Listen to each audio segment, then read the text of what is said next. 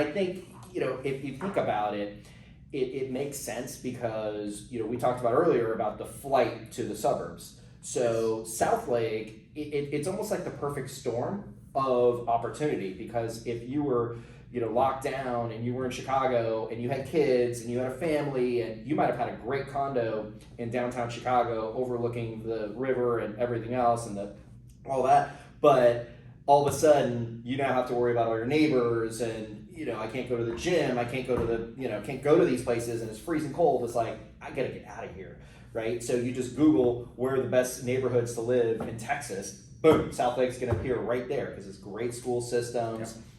And then you're looking further, like, well, I don't want to be next to an Applebee's. I'm sure Southlake has an Applebee's, but they have all these great restaurants because it was designed. It's a planned community. We actually don't have an Applebee's. You don't have an Applebee's? So there you go. So no Applebee's.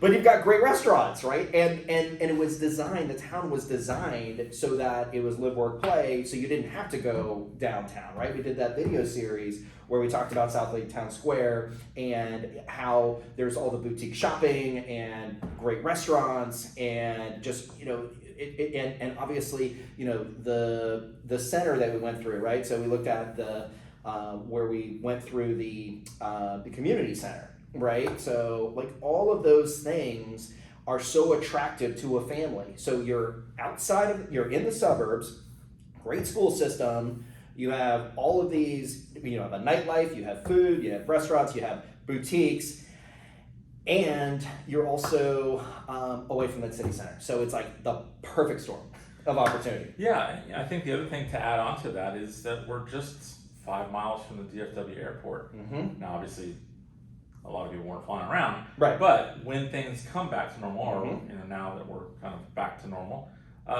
you're just a few minutes from the airport. So if you do need to go to LA or Chicago or New York for business or wherever you need to go, yeah, you're not very far from Mm-hmm. from the airport. right. And you're 30 minutes to downtown Fort Worth or 30 minutes to downtown Dallas, Mm-hmm. depending on Yeah.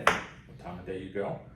But it is this, and not just Southlake, but this area Mm-hmm. has a lot of that appeal that you're not too far from the downtowns, you're not very far from the airport. But Southlake specifically, yes, that live, work, play fits it to a T, Mm-hmm. and that is the attraction for people to come here. Mm-hmm. Again, when you have homes of this size, Mm-hmm. families, Right, And, right. and so by having the school system that is excellent rated, Mm-hmm. highly rated, so when you move here, your children are going to get a great education, Mm-hmm. and you're not having to pay the private school costs. Right, right. Yes, the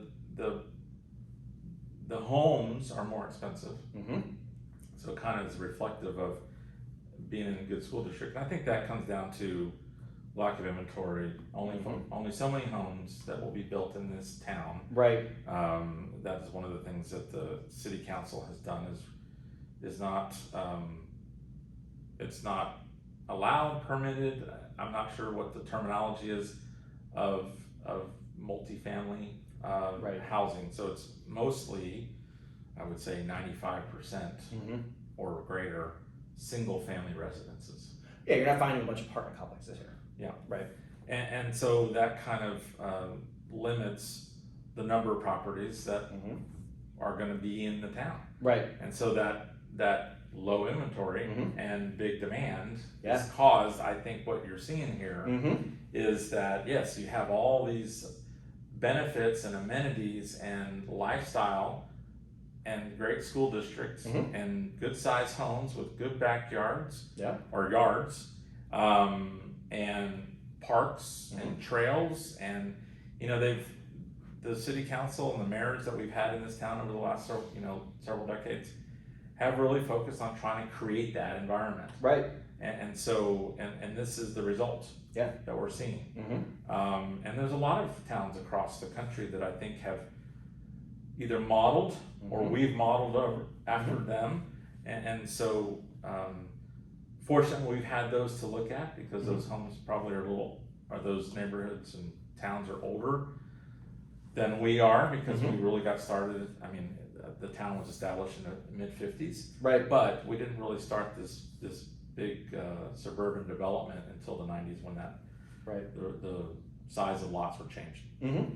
Anyhow, so I think to sum this up, it's just, you know, we've had this incredible appreciation, and greater than the entire country, or the average of the entire country. So for homeowners in Southlake, I think there's an opportunity to still sell your home, beat the country as far as appreciation, and then depending on where you want to go, there might be an opportunity that you will get a home that hasn't appreciated as much, depending on the location. So you're in a positive position there.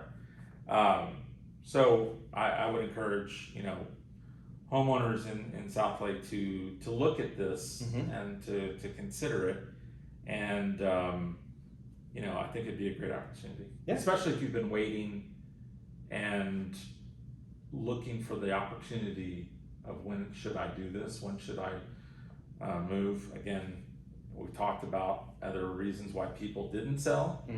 Now we need to talk about reasons to sell. And this is a big one. When you've had this great appreciation, greater than the rest of the country on average, this may be a great opportunity for you. And that's what we're going to talk about next. Yes.